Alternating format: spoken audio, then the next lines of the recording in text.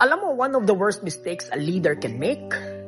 Promoting the wrong person just because it's familiar. Personally, nagawa ko na to before and most leaders, kahit ayaw aminin, nagagawa rin.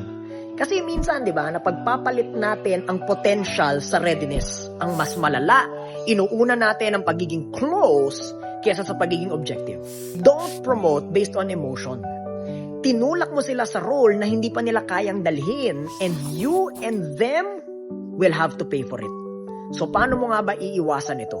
Number 1, assess capacity and character. Wag lang closeness. Skill can get attention, but character determines longevity. Number 2, create a leadership in training role. Test mo muna yung weight kung kaya ba nila before you can actually promote it.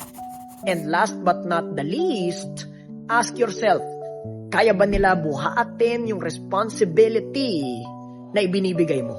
Or maybe, sanay lang sila, magaling lang magsalita, pero di naman pala kaya magbuhat. Kaya huwag ka magmadali. Test them first because that will be the solution to your problems tomorrow.